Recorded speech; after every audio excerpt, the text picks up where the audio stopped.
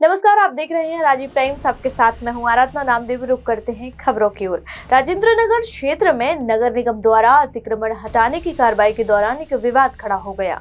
Bank of India के पास स्थित एक कियोस्क की दुकान पर कार्रवाई के दौरान कांच और शटर टूटने से दुकानदार ने विरोध किया।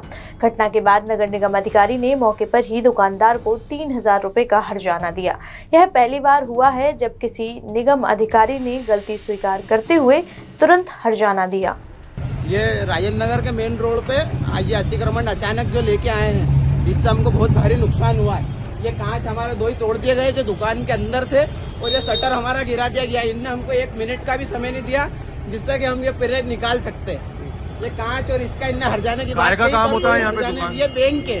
हाँ। ये एक बैंक है और इसके अंदर रोज ये बैंक ऑफ इंडिया का कियोस्क है, और यहाँ रोज पैसे का लेन देन होता है। यहाँ रोज गरीब लोग अपने पैसे निकालने और जमा करने आते हैं। तुमको कुछ नगर निगम के अधिकारी ने इसका हर्जाना भी दिया?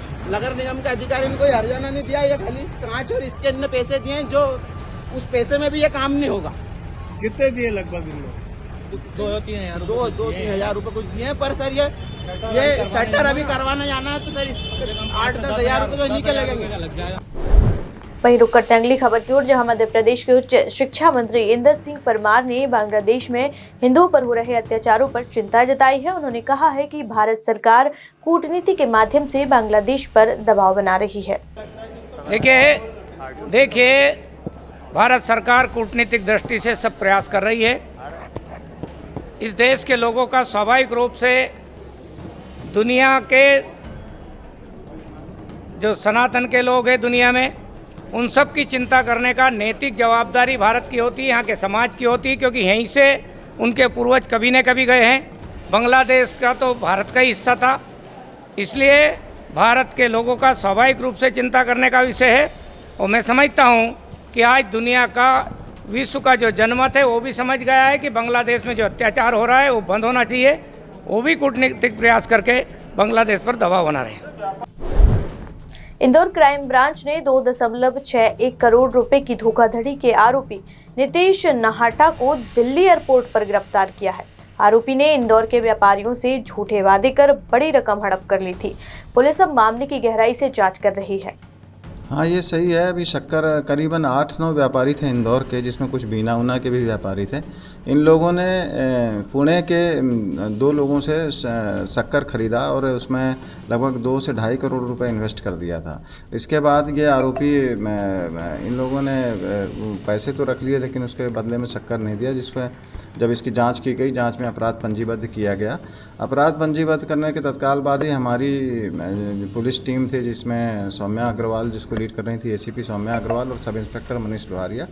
तो मनीष लोहारिया जी ने जब जाकर वहाँ आरोपी को ढूंढने की कोशिश की तो वो पुणे से फरार होकर के उसने अपने गाड़ी में वो मुंबई गया। मुंबई में भी जब पुलिस ने इसका पीछा किया तो मुंबई में फिर वो मुंबई एयरपोर्ट पहुँचा। मुंबई एयरपोर्ट से होते हुए फिर जब एयरपोर्ट हमारी पुलिस पहुंची तो वहां से भी वो फ्लाइट से दिल्ली के लिए रवाना हो चुका था। ऐसे समय पे फिर सीपी सर से मार्गदर्शन लेकर के हम लोगों ने जब इसमें त्वरित कार्रवाई की और इसमें वहाँ के जो दिल्ली में जो सीआईएसएफ है उनको बोला कि भाई हमारा एक आरोपी फरार हुआ है यहाँ से फ़्लाइट से, तो आप उसको डिटेन करें। तो जब वो फ़्लाइट से उतरा तो उसको सीआईएसएफ की टीम ने वहाँ डिटेन किया और हमारे यहाँ की टीम ने अगले 1-2 घंटे बाद जो फ़्लाइट थी रात में 1 बजे उससे रवाना हुए और इस तरह से वहाँ पे दिल्ली पहुँच करके उसको अपने कब्जे में लिया और वापस दिल्ली से फिर फ़्लाइट से ही इंदौर लेकर के आए हैं। और इस तरह से आरोपी पर त्वरित कार्रवाई करने से मुझे पूरी उम्मीद है कि व्यापारियों के साथ जो फ्रॉड किया है तो इसमें उनको जल्द राहत मिलेगी। तो कितने करोड़ रुपए की धोखाधड़ी? ये करीबन 2 करोड़ 61 लाख रुपए की धोखाधड़ी। गीता जयंती के मौके पर आज भोपाल में सामूहिक गीता पाठ का आयोजन हुआ, जिसमें हजारों आचार्यों ने सामूहिक गीता पाठ करके एक रिकॉर्ड कायम किया। मध्य प्रदेश सरकार द्वारा पहली बार आयोजित इस सामूहिक गीता पाठ में सीएम मोहन यादव भी शामिल हुए। कार्यक्रम में प्रदेश भर से आए हुए आचार्य एवं ब्राह्मणों ने गीता के 3रे अध्याय कर्म योग का सस्वर पाठ किया। कार्यक्रम को कवर करने पहुंची Guinness book of world record की टीम ने प्रतिभागियों के हाथ में एक बैंड पहनाया था, जिसमें QR कोड था। उसी QR कोड के माध्यम से Guinness book of world record की टीम ने काउंटिंग में 3,721 प्रतिभागी गिने, जो एक रिकॉर्ड घोषित किया गया, जिसका प्रमाण पत्र सीएम मोहन यादव को दिया गया। इसी कार्यक्रम में मध्य प्रदेश में आज लाडली बहनों के पैसे भी मुख्यमंत्री द्वारा उनके खाते में ट्रांसफर किए गए। इस मौके पर मुख्यमंत्री ने इस आयोजन को लेकर मध्य प्रदेश संस्कृति विभाग की जमकर तारीफ की। उन्होंने पूरे प्रदेश में गीता भवन बनवाने की भी पहल का स्वागत किया है।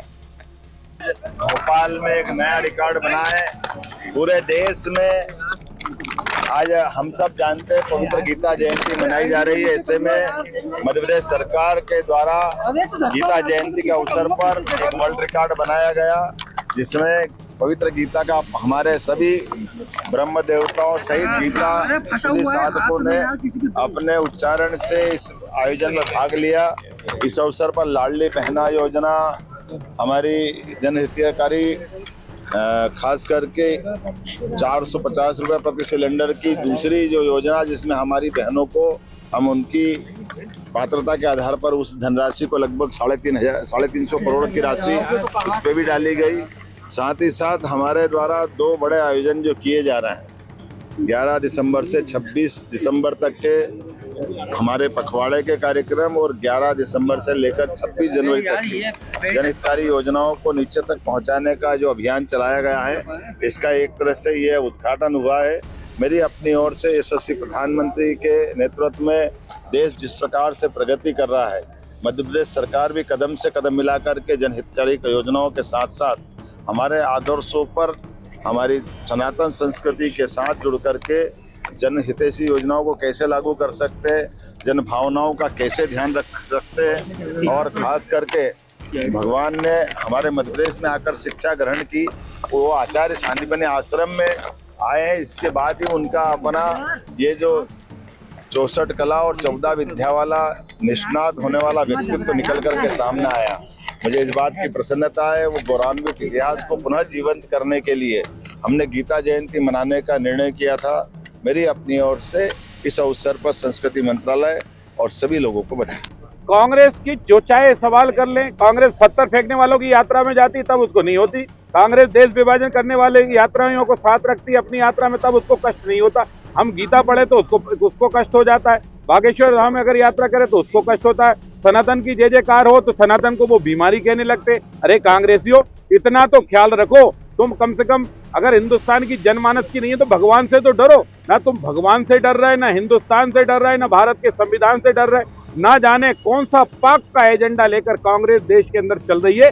हम कांग्रेसियों से प्रार्थना करना चाहते हैं कि एजेंडा तो अगर चलाना है तो भारत की संस्कृति सभ्यता का चलाओ। अरे कांग्रेसियों, ये भारत का सनातन वो धर्म है जो विश्व के कल्याण की जयकारे बोलता है, जो आम जन के सुखी होने के नारे लगाता है, और तुम वो लोग हो, तुम उनके साथ हो जो आम जनों के घरों में आग लगाते हैं, जो भारत के सनातन को बीमारी कहते हैं। सुधरो कांग्रेसियों, नहीं तो कुछ दिन बाद उतने भी नहीं बचोगे कि 4 लोग मिलकर आपस में बात कर लें। इस बुलेटिन में फिलहाल इतना ही। देश दुनिया की तमाम खबरें देखने के लिए देखते रहिए राजीव टाइम्स। नमस्कार।